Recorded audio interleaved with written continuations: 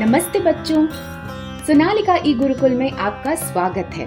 आपकी अपनी पाठशाला जहां आप हर बार सीख सकते हैं कुछ नया और मजेदार। आज सोनालिका ई गुरुकुल आपके लिए रामायण की एक और रोमांचक कहानी लेकर आए हैं। ये कहानी है राम सेतु की, जो भारत और श्रीलंका को जोड़ने वाला एक ऐसा पौराणिक पुल है जिसकी कहानी कई प्रसिद्ध धार्मिक प्रसंगों पर आधारित है। इसे एडम्स ब्रिज, राम सेतु, सेतु बंद और नल सेतु आदि नामों से भी जाना जाता है। पर जैसे हर चीज के पीछे कई कहानियां छिपी होती हैं, इस पुल के निर्माण की भी एक बड़ी ही दिलचस्प कहानी है। तो चलिए आपको दंडक वन में लेकर चलते हैं, जहां भगवान राम अपने मित्र और वानर राज सुग्रीव के साथ मिलकर अपनी पत्नी माता सीता को दुष्ट राक्षस रावण से छुड़ाने की योजना बना रहे थे। सीता माता की खोज में श्री राम और उनकी वानर सेना एक विशाल समुद्र के तट पर आ पहुंचे, जिसे लंका जाने और माता सीता को बचाने के लिए पार करना आवश्यक था।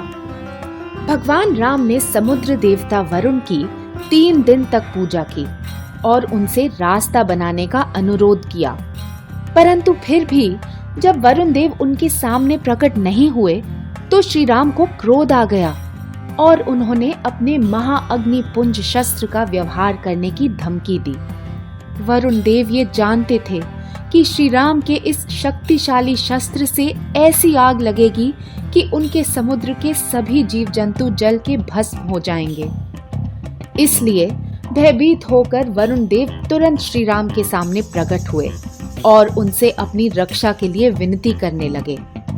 उन्होंने श्री राम को बताया कि वे सीमा बाध्य हैं और उन्हें रास्ता नहीं दे सकते, लेकिन उन्हें इस समस्या का एक समाधान जरूर दे सकते हैं। वरुण देव ने भगवान राम को बताया कि उनकी वानर सेना में विश्वकर्मा देव के पुत्र नल भी शामिल हैं, जिनके पास अपने दिव्य पिता के वरदान के कारण एक वास्तुकार की आवश्यक विशेषज्ञता है।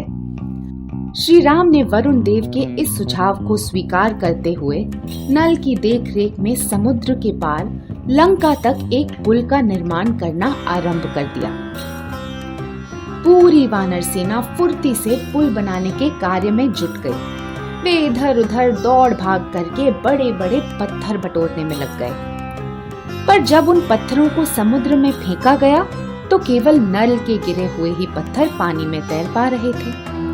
लेकिन इससे भी पुल बनाना कुछ मुश्किल हो रहा था, क्योंकि पत्थर पानी में तैर जरूर रहे थे, लेकिन पानी के बहाव के कारण बहते चले जा रहे थे, जिसकी वजह से एक ठोस संरचना बन पाना मुश्किल था। सारी वानर सेना परेशान थी। ये कार्य बिल्कुल असंभव लग रहा था। तभी राम भक्त श्री हनुमान ने एक सुझाव दिया। उन्होंने कहा कि इन पत्थरों को आपस में चिपकाने के लिए समुद्र में फेंकने से पहले इन पर श्री राम का नाम लिखा जाए।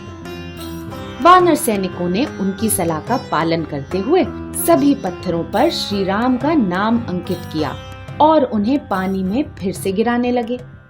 तभी क्या देखते हैं कि वो भारी भारी चट्टानें जो पानी के बहाव से बहती चली जा रही थी, अब किसी चमत्कार से खुद ब खुद पुल में परिवर्तित हो रही थी।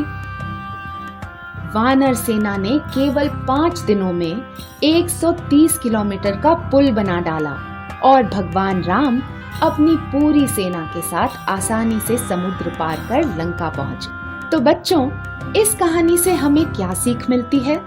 हमें ये सीख मिलती है कि जिंदगी में कई मुश्किलें और परेशानियां आएंगी, परंतु अगर हम उन मुश्किलों से लड़ने की, उन्हें दूर भगाने की और उनका हल निकालने की पूरी लगन से कोशिश करें, तो हमें हर समस्या का समाधान मिल सकता है।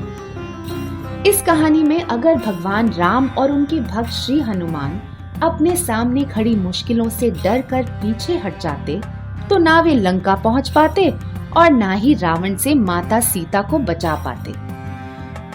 उनके मन में अपने उद्देश्य को पूरा करने की जो लगन थी, उसी ने उन्हें रास्ता दिखलाया और वे अपनी कोशिशों में सफल हो गए।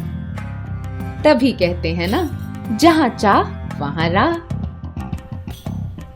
ऐसी ही रोमांचक कहानियां सुनते रहने के लिए सब्सक्राइब कीजिए सोनालिका ई गुरुकुल चैनल को।